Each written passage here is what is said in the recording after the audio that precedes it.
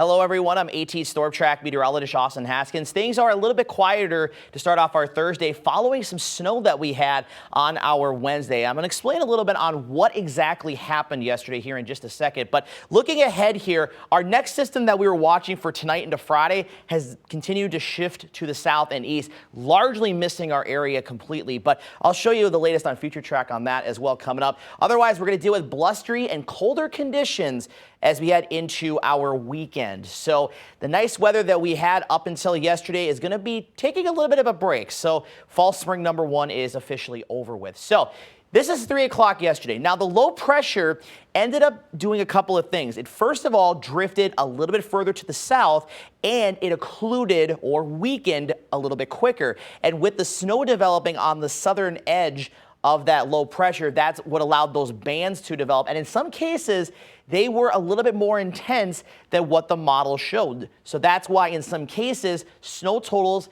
increased and areas around the Twin Cities, at least part of the area there, had as much as 7 to 8 inches of snow, which was a lot more than what the models were printing out. So again, that was kind of what happened during the daytime on our Wednesday with that system. And also temperatures dropped a little bit quicker with that low drifting more to the south. And as we put this into motion, you can see here that this low pressure this morning is still just north of our area. It continues to weaken and it'll fizzle out as the day goes on.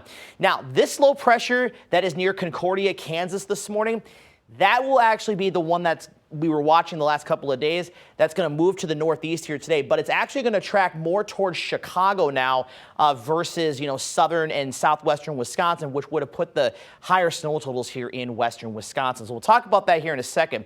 But I quickly want to mention those other two headlines, the blustery conditions and the colder conditions as well, as winds will be out of the northwest, drawing in those colder temperatures. We'll have sustained winds Friday through Sunday, 10 to 20 miles an hour, gusting at times 25 to 30.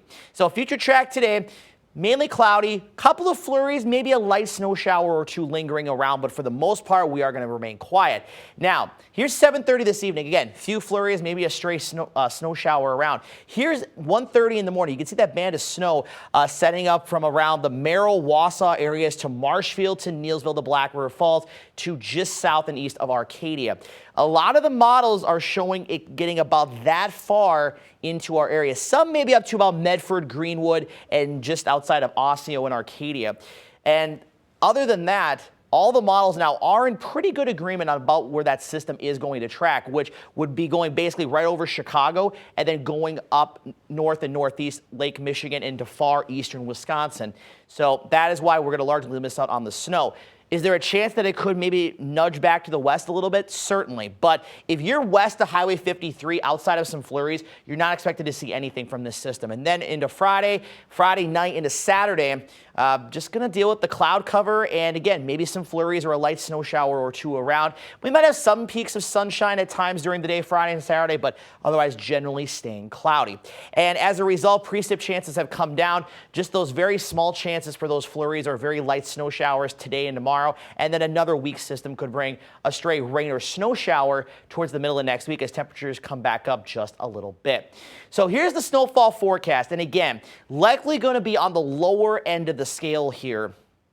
From what you see here. So really Marshfield east is 2 to 5 inches, likely Marshfield and then just east of Medford, probably closer to that 1.5 to 2 inch mark. If you're around Ladysmith, Stanley down to near Alma Center, you're probably going to be closer to the lower end of the 1/2 inch to 2 inch range. And then I do have a 0 to 1/2 inch up to about Eau Claire, Weyerhaeuser, and Alma in the event that this thing does maybe develop a little bit further to the west, or track a little bit further to the west, I should say.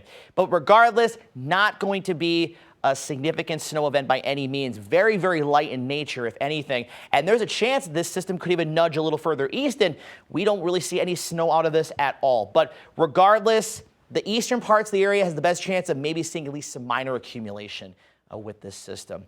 Forecast highs today, mid to upper 30s, closer to 40s. You get down towards Arcadia, Black River Falls, and Millston. And then tonight we're falling back down mostly into the low to mid 20s And then the temperatures are going to continue to kind of go down as we go into the weekend. Upper 20s and low to mid 30s on Friday. And then on Saturday, we're looking at mid and upper 20s to low 30s. This is a little more typical for this time of the year, but actually going to be a little bit below average, as our average high is now 30 degrees. Overnight lows Saturday, Sunday, and Monday nights in the teens, even some single digits. But then we bounce back a little bit towards the middle of next week with highs in the mid 30s.